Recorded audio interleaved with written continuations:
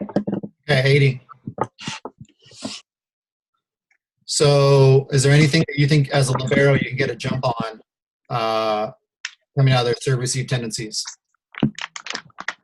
Um, I noticed that in rotation 5, the outside hitter 1 passed a lot of their balls, so I would also try to avoid serving to her. And then the libero.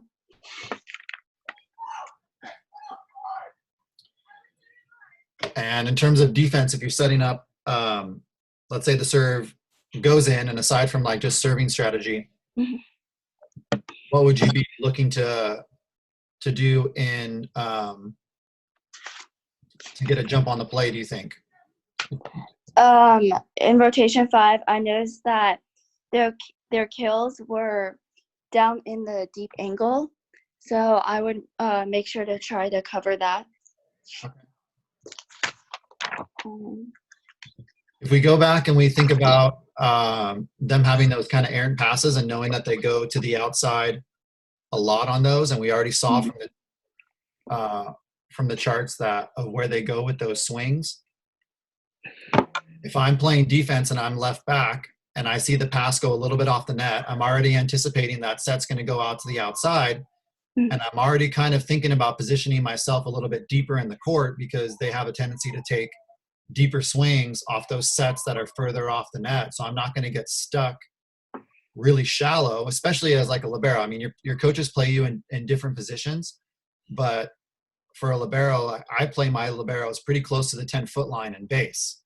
And so if they're going to hit deep balls, it's kind of a long way to go from base on the 10-foot line to covering balls that are going to land maybe in the back 5 feet of the court. So if I see that pass that goes off the net, then I'm going to be anticipating a set to the outside. As soon as I see that set to the outside, I'm maybe going to drop back a little bit further and know that, that girl's going to have the tendency to swing deep a little bit more. So I'm not just going to be standing there in the same spot, just doing an arbitrary base to read move and then go. I'm going to, have a little bit of a leg up to be where that girl already wants to go with the ball and make her show me that she can do something different before I respect something different. Mm-hmm. Okay. Okay. Let's see. Let me get back here. So Sam, was there anything that you wanted to add?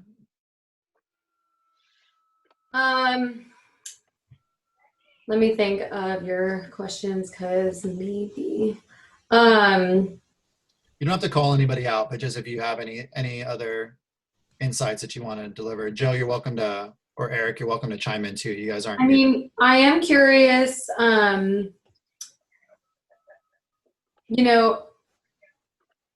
if you noticed, like, just think in your own head, did you notice more about the serves and how they affected the play, or did you notice more about the tendencies of setters, or did you notice more about the tendencies of hitters? Because, for me, a lot of times when I chart serve receive, I will notice what the pass does to the play the most. And and then making that read for an early block commitment, I think makes the biggest difference for me when that's what I'm charting. So I'm curious if anybody wants to raise your hand on the feature to answer that. I think that would be an interesting. I'm curious to what other people think about that.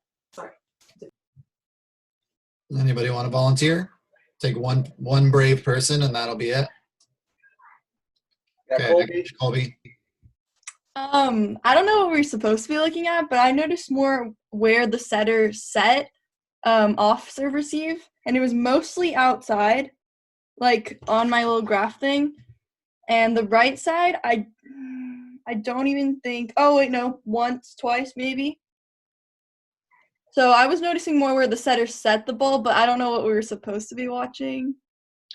Well, that's why we're doing this. Right? That's exactly why.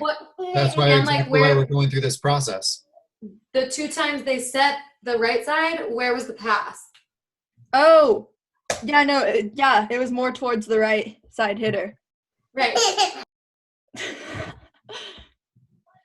So the thing is, the thing that we want you to get good at, besides the actual charting that helps us as coaching to develop schemes, is just to process watching this. So if you know how to do this really well, you may at a subconscious level see a pass go to the right side and just without even thinking about it, start to kind of shuffle over with the expectation that the right side is going to get, that the opposite's going to get the set. And I don't know, but I can't speak for the other coaches and what your dialogue is in your head when you play. But when I play, I'm not talking to myself like, we served the outside hitter. She passed the ball to the middle of the court, so the setter is going to set to the outside. That's not the dialogue that's going on in my head. I'm just reacting to the play.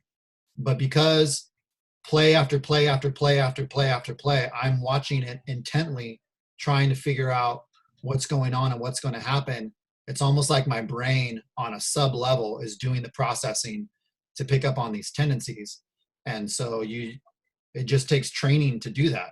So part of that training is playing a lot of volleyball, and part of that training is understanding how to, if you go through the process of watching this video and just watching video and analyzing that way and doing that as well, is just going to speed you guys up in the process to be able to play that way. I know for me, I never did that in high school because I never had any good coaches in high school. So I just played and I just reacted to whatever was going on.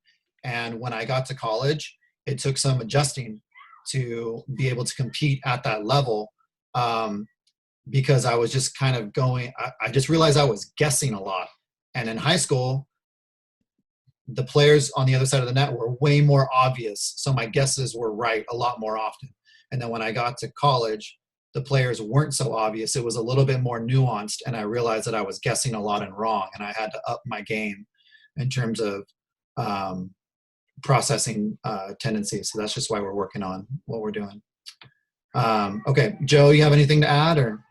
I guess to kind of go 360 is for all of you guys that are here. I mean, we're all national teams that we're trying to learn and understand and get different perspectives on how to be better volleyball player in terms of your IQ.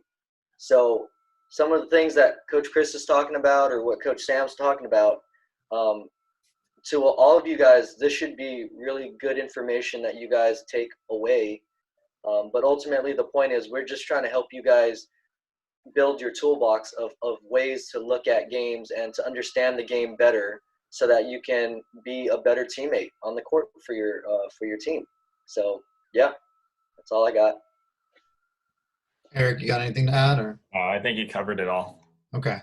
Yeah, and just last thing I'll say, to piggyback on Joe, you guys are the ones that have the best seat in the house for what's going on. And so if you guys can be communicating to each other about what you're seeing and tendencies, that's even better than coach telling you what to look for. Because you're there. Not only are we're seeing it with our eyes, but you're more experiencing it with your bodies and kind of having those natural reactions to what's going on more so than us. And then when you get really good at it, I know for me, it's super helpful to have your feedback. If I'm coaching a 17 national team or an 18 national team, I'm going to be asking my players to help me with the feedback, especially the ones that I know are super smart about it. So we want for all of you guys to be able to do that a little bit better. And certainly since we can't be in the gym practicing, it's a great time to up these skills that are super helpful, right? Because everybody understands that volleyball is very much the mentality that you have and your ability to do that is really important to the game, right? Yeah. So we're training our brains right now more so than we're training our bodies, but you can make the case that what's going on in your brain is at least half of what's going on. So it's just as important as whatever it is that you're doing with your bodies and getting into good positions there. All right. So we'll be back on